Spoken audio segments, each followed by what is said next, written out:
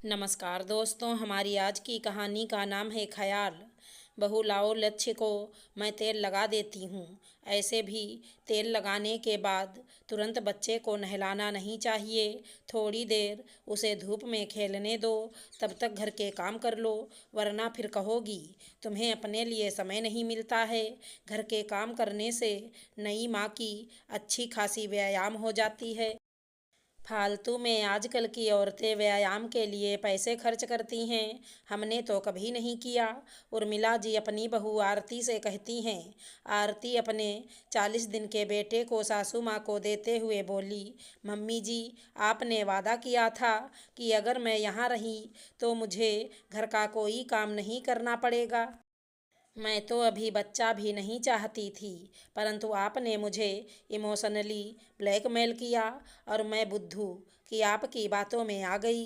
उर्मिला जी बोली, बहू, ये कैसी बातें कर रही हो? कौन सी ऐसी औरत होगी जो माँ बनना नहीं चाहेगी? अब तुम अपने मायके जाती तो मेरा गौरव पेंडुलम की तरह यहाँ से वहाँ घूमता रहता।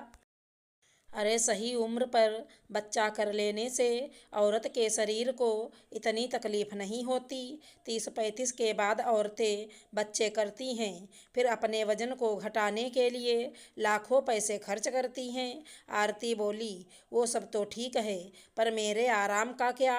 मैंने गलती कर दी जो आपकी बात मान ली और अपने मायके नहीं गई। आप किसी न किसी बहाने मुझे काम में उलझाए रखती हैं। मुझे याद है मेरी दीदी की डिलीवरी के बाद कितने महीनों तक वो कोई काम नहीं करती थी और ठाठ से मायके में रहीं। बच्चा संभालने लायक हो गया तब अपने ससुराल गईं। मैंने आपकी बात मानकर अपने ही पैरों पर कुल्हाड़ी मार ली। उर्मिला जी बोली, बहू अपनी बहन की तो बात ही मत करो, बुरा मत मानना, पर अभी उसकी क्या उम्र हुई होगी, ठीक से उठ बैठ भी नहीं पाती। इतना भारी शरीर हो गया है कि जहाँ बैठती है किसी न किसी का सहारा लेकर उठती है। साधारण नाप के कपड़े उसे आते नहीं हैं। सोचो आगे चलकर क्या अपना ख्याल रखेगी और क्या घर वालों का। आरती बोली, मम्मी जी, मेरे हर सवाल का आपके पास कोई न कोई तोड़ होता है, परंतु यही तो समय होता है जब औरत को आराम मिलता है, पर मेरे नसीब में आराम कहाँ है। इतना कहकर आरती सूखे कपड़े को समेटने लगी। अगले दिन आरती कुछ मसाला पीस रही थी तो मिक्सी खराब हो गई। आरती गौरव से बोली, बिना मिक्सी के मेरा काम नहीं चलेगा, आप नई मिक्सी मंगवा दीजिए। तभी उर्मिला जी आईं और बोली, बहू, एक शर्त पर नई मिक्सी आएगी, जब तुम रोजाना 10 मिनट चक्की पीसोगी। बोलो मंजूर है? आरती बोली, मम्मी जी, ये क्या बात हुई? अब मैं आपकी बातों में नहीं आने वाली। गौरव बोला, माँ, आज के ज़माने में कौन चक्की पीसता है? मैं मिक्सर ग्राइंडर ला दूंगा, उसमें सब हो जाता है।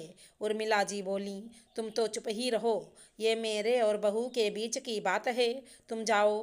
गौरव चुपचाप वहाँ से चला गया।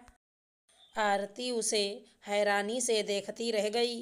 उर्मिला जी ने एक बड़ा सोंठ का लड्डू और हल्दी वाला दूध का गिलास आरती की तरफ किया और बोली, बहू, आंख बंद करके पहले इसे खा लो और दूध गटक जाओ, फिर मैं तुम्हें चक्की के फायदे बताऊंगी। आरती बोली, मम्मी जी, ये रोज रोज दूध में कभी हल्दी तो कभी केसर, कितने दिन ये पीना होगा? उर्मिला जी बोली, बहू, ये तुम्हारे और मेरे पोते के लिए बहुत फायदेमंद है। तुम्हारी हड्डियां मजबूत रहेंगे, तभी तो बुढ़ापे में तुम मेरी सेवा करोगी। मुझे पता है इन्हीं सब कारणों से लड़की अपने मायके में रहना चाहती है, ताकि वहाँ नाक मुंह बनाकर माँ को इनकार करेगी और माँ बेचारी चुपचाप गिलास लेकर चली जाए। पर मैं तो माँ नहीं हूँ, मैं तो हूँ सास, तो चलो जल्दी से पी लो। आरती बेचारी सोचती, जब ओखली में सर डाला तो मूसल से क्या डरना, और उसने आंख बंद कर पूरा गिलास दूध पी लिया। तब उर्मिला जी बोली, देखो बहू, 10 मिनट चक्की चलाओगी तो ये जो तुम्हारा पेट प्रसव के दौरान निकला है वो धीरे धीरे अंदर चला जाएगा। कोई भी सास अपनी बहू की दुश्मन नहीं होती है। मैं समझती हूँ बच्चा होने के बाद कोई भी लड़की अपने मायके आराम और माँ की ममता के लिए जाना चाहती है। क्या मैं तुम्हें अगर वहीं ममता और देखभाल यहाँ दूँ तब भी तुम मायके जाना चाहोगी? आरती बोली, जो भी हो मम्मी जी, पर आपने अपनी बातों की माया जाल में मुझे फंसाया और यहाँ रहने के लिए मुझसे हामी भरवाई। उर्मिला जी बोली, बहू इसलिए कि तुम्हारी भाभी भी गर्भवती थी। अब एक अकेली तुम्हारी माँ बेचारी अपनी बहू को करे कि बेटी को। मैं तो हूँ ही तुम्हारी देखभाल के लिए।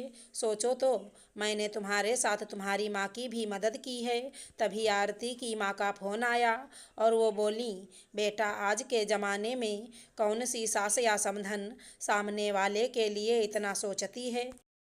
तुम्हारी सास ने मुझे वादा किया था कि वो मुझसे ज़्यादा तुम्हारा ख्याल रखेंगी और देखो वो रखती भी हैं, वरना तुम्हारी भाभी के साथ मैं तुम्हारी पूरी देखभाल कर भी नहीं पाती। तुम तो जानती हो तुम्हारी भाभी की माँ नहीं है, इस वजह से मैं उसकी देखभाल कर रही हूँ। मेरी तरफ से समधन जी को ढेर सारा धन्यवाद कहना। अब उर्मिला जी जो जो व्यायाम और काम आरती को बताती वो बड़े ध्यान से करती। धीरे धीरे उसका शरीर पहले की तरह होने लगा। एक रात आरती सो रही थी, अचानक उसकी नींद खुली तो उसने देखा उसका बच्चा उसके बगल में नहीं था। जब उसने दूसरे कमरे में जाकर देखा तो उसका बेटा सास ससुर के बीच में आराम से सो रहा था। पीछे से गौरव आया और आरती को बोला, आरती, माँ हर रात तुम्हारे सोने के बाद लक्ष्य को अपने पास ले जाती हैं ताकि तुम्हारी रात की नींद पूरी हो सके। उन्होंने मुझे बताने से मना किया था, इसलिए मैं तुम्हें कुछ कहता नहीं था। गौरव ने बताया, माँ को बेटी की बड़ी चाहत थी, इसीलिए वो अपनी सारी ख्वाहिश तुम पर पूरी कर रही हैं। ये सब सुनकर आरती की आंखों में आंसू आ गए। अगले दिन उर्मिला जी के बिना बताए आरती चक्की पीस रही थी तो उर्मिला जी बोली, बहू अब इतना ना व्यायाम करो कि हवा में उड़ जाना। अब लक्ष्य का बचा हुआ काम तुम करो, मैं चली आराम करने। आरती मुस्कुराकर बोली, नहीं नहीं मम्मी जी, अपने पोते को आप खुद संभालिए, मुझे तो इनके साथ शॉपिंग पर जाना है। अब मायके में बच्चा दादी के पास रहे या नानी के पास क्या फर्क पड़ता है। आरती मुस्कुराकर कपड़े बदलने चली गई तो उर्मिला जी पोते को दुलार करते हुए बोली, देखा लक्ष्य, तेरे माया जाल में तेरी माँ ने मुझे फंसा लिया, गलती कर दी जो बहू को मायके नहीं भेजी। गौरव सास बहू की बातें सुनकर हंसने लगा। वहीं बच्चे की खिलखिलाहट से घर हर वक्त रोशन रहता। अगर हमारी कहानी पसंद आई हो तो चैनल को लाइक शेयर सब्सक्राइब करें। धन्यवाद दोस्तों।